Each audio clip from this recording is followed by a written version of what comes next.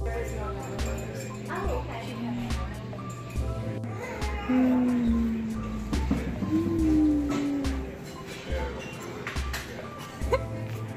Sunnybank. Bye, Elmer. Oh man, it's so hard to say goodbye to this place. It was really just home away from home. And then look. Hi, Pearl. What you doing? What you doing, Pearl? That's Pearl. Anyways, on the road again. Yeah, Sunnybank was like super amazing. Oh my gosh.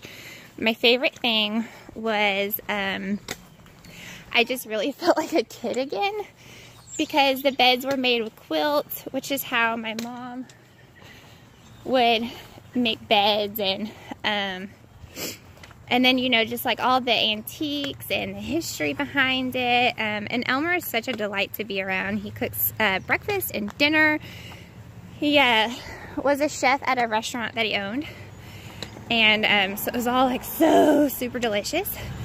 And like one time we went out to eat in town, and we came back and there was brownies on the counter for us to eat. I mean, it was just like, I don't know, it's just like being at home. And I loved it, and I feel like it made me soft. So the forecast said there's a chance of rain, and I was like, you know, maybe that's what we need, because I just feel like we got soft. We need to toughen up again.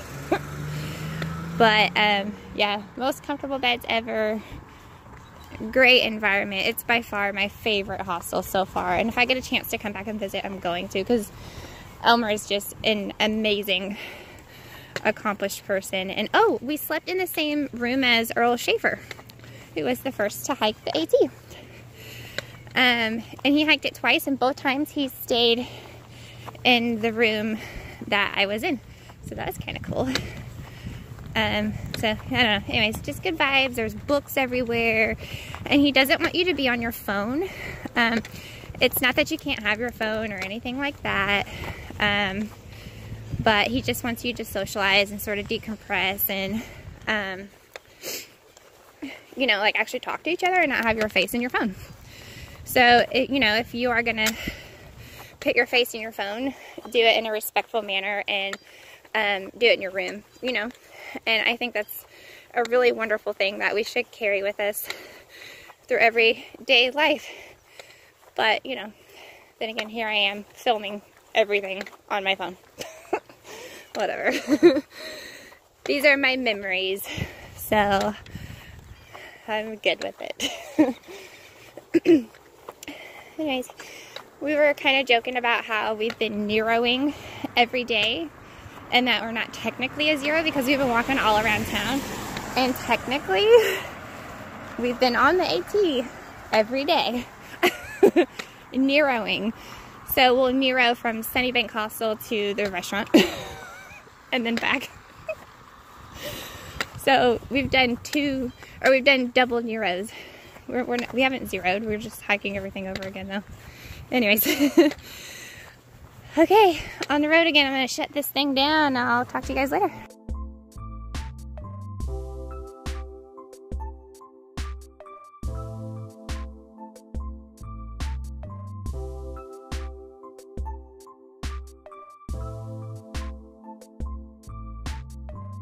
I am so loving this idea of having a tent sign.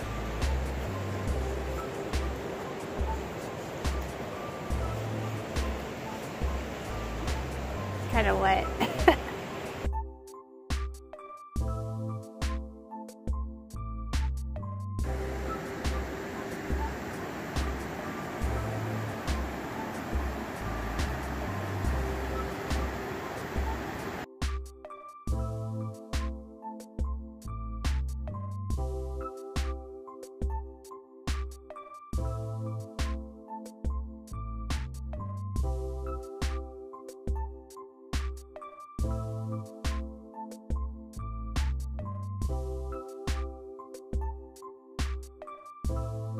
Perfect display of priorities. Beer, water, and tuna.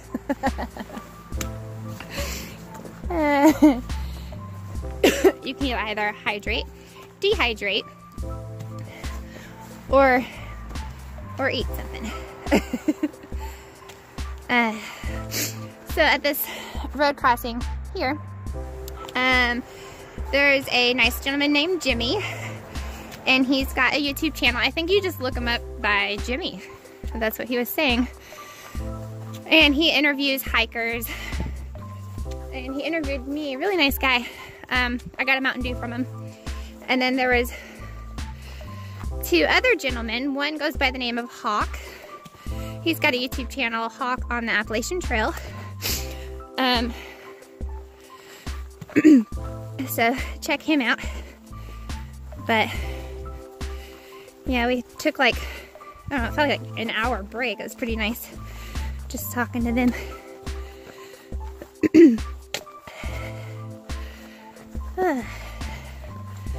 I'm just having one of those days where like Sunny Bank just spoiled me rotten, and now I just feel like a kid having to go to school. Like, I just don't want to hike today. I'm not in a bad mood or anything, and you know, I love what I'm doing, don't get me wrong, but I just don't want to.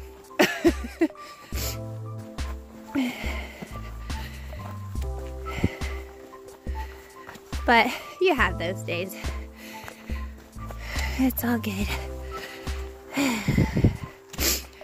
Well, we got like 5 miles left. I think we have like 5 miles left. I'm not really for sure. But we're getting there. Alright, so I wanted to brag on Sarah Jane a little bit while I'm going through this pretty scenery. Okay, so first off, Sarah Jane's like super cool. She's really fun, really bubbly. Made me feel like I was in high school again, hanging out with my best friend. But something that I think is so spectacular about her that I would have never even thought of is she did trail magic for a trail angel. So doing that would have never crossed my mind. She hung out with Fresh Grounds, or met up with him 2 days in a row, and like brought him supplies, and then got him his favorite coffee grounds. I don't know, I just think that speaks volumes. I think that's really, really amazing, being a trail angel for another trail angel. I just think that's so cool. And he calls what he's doing the Leapfrog Cafe, because he'll leap ahead, and depending on your mileage, you'll run into him over and over again. So that's pretty cool. But she took the liberty to design him a logo.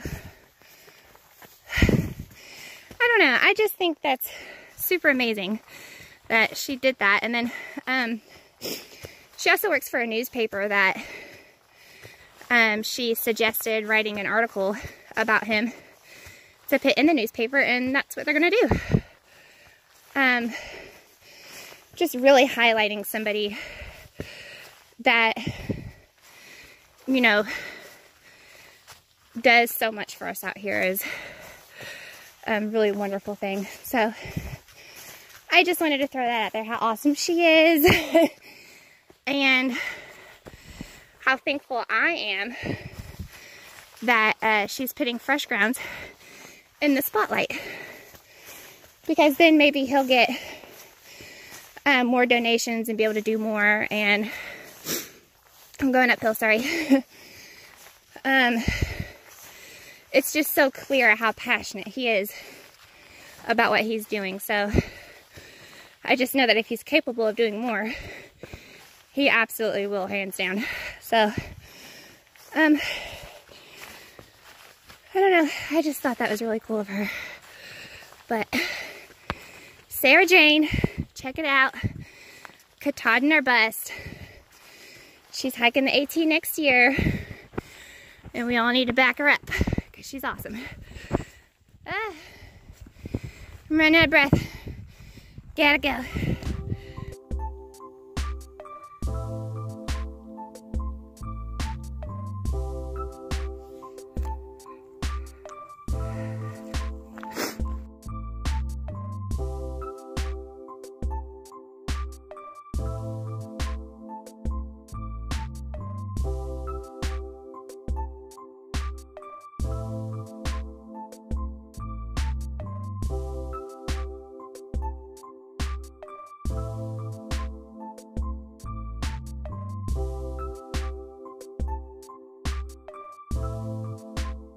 I'm gonna make it official.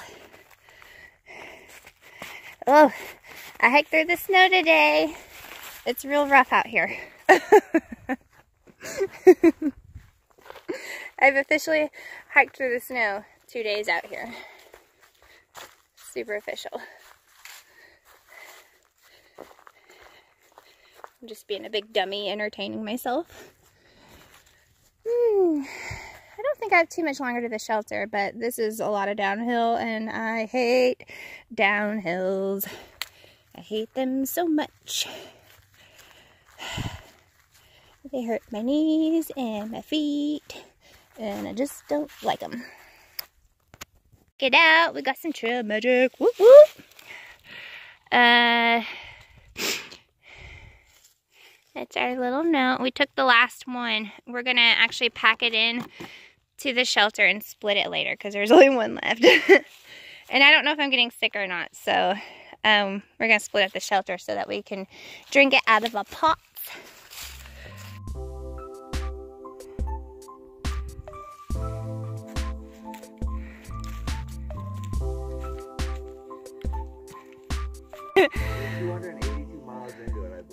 Oh, I didn't even realize. I've been walking past this all day. I didn't even realize it was there. Yeah, we're at Spring Mountain Shelter. And Yukon Rasputin. Did I say it right? He's the one that got us Cokes. So that was really nice. And he got us a fire going. Yay! And then I think tomorrow the plan is to do 15 miles and be on our way to Irwin in a couple days.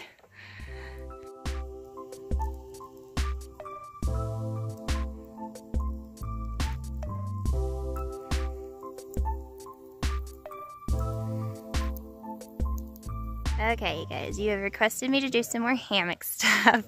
I honestly don't really know what to show you because there's just not much to it. And I've already done a video like breaking down how I hang everything. But anyways, so once everything is out of my backpack, I just kind of like put it all into my pack cover.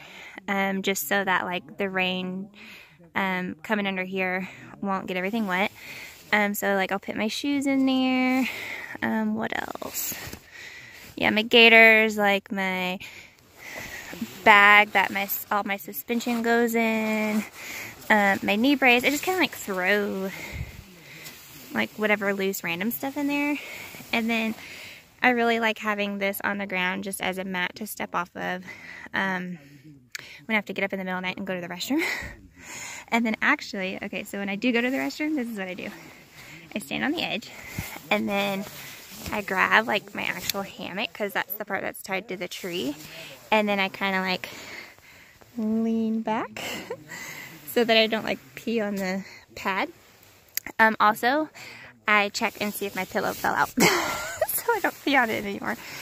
Let's see, how am I gonna film this? Sorry. The only thing I ever keep inside of my hammock is obviously my quilt. And then I'll have my bag of electronics. This is when I charge everything. My clothes bag. And actually when I'm done charging everything, I'll stick my charger inside of my clothes bag.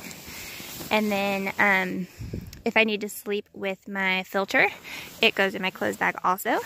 And then my pillow. I know it's like really up close and whatever, but You know, so I'm not sleeping with a ton of stuff in here. It's not like I have a lot to wrangle or anything like that. Everything just kind of ends up in my clothes bag, and that's what I use as a knee pillow or to snuggle with or whatever.